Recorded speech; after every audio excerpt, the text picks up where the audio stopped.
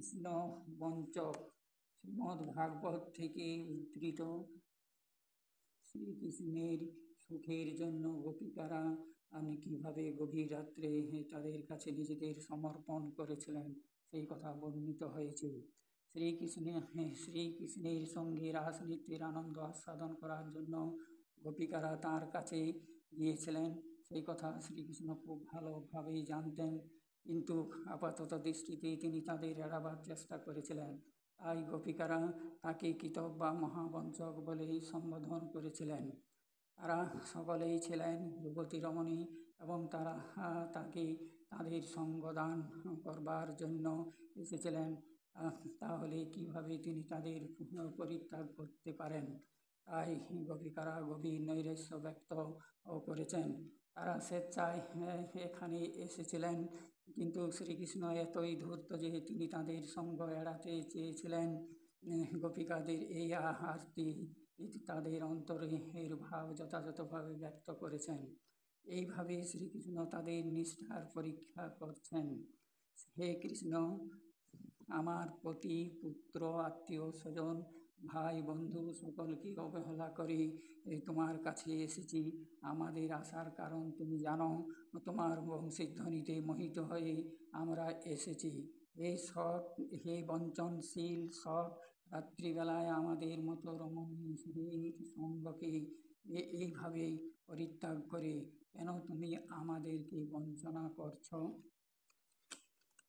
কখনো কখনো লজ্জাবশত দৈন্য প্রকাশিত হতে দেখা যায়, যেমন শ্রীকৃষ্ণ যখন যমুনায় স্নানরতা গোপীদের বস্ত্রহরণ করেন ও তখন সমস্ত গোপিকারা শ্রীকৃষ্ণকে এই অন্যায় আচরণ করার জন্য অনুনয় করেন।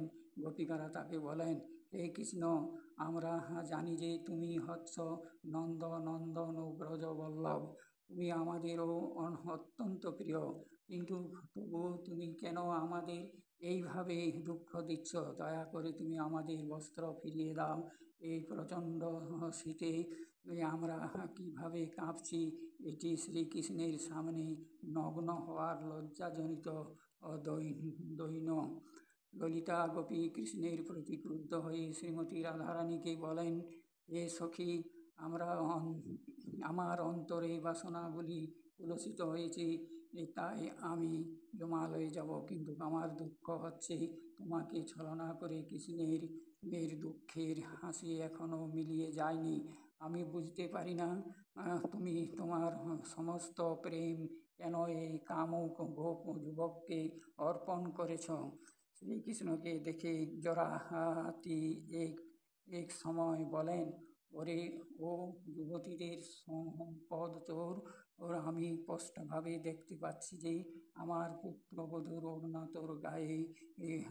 তারপর তিনি চিৎকার করে ব্রজবাসীদের সম্বোধন করে বলতে থাকেন, দেখো নন্দ ও মহারাজের পুত্র আমার পুত্রবধূর গৃহস্থলীতে আগুন লাগাচ্ছে।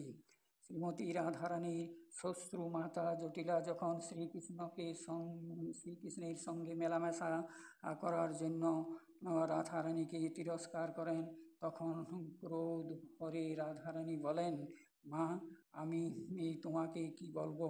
কৃষ্ণ এতই নিষ্ঠুর যে সে প্রায়ই পথের মাঝে আমাকে আক্রমণ করে, এবং আমি যদি যখন চিৎকার করার চেষ্টা করি তখন সেই শিখিপুচ্ছধারী বালক আমার মুখে ঢেকে দেয়, যাতে আমি চিৎকার করতে না পারি।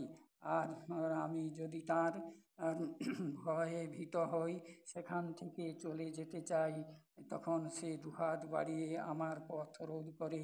আমি যখন রোষবশত অধর দংশন করি তখন সে বারবার আমার পদপ্রান্তে লুণ্ঠিত হয়।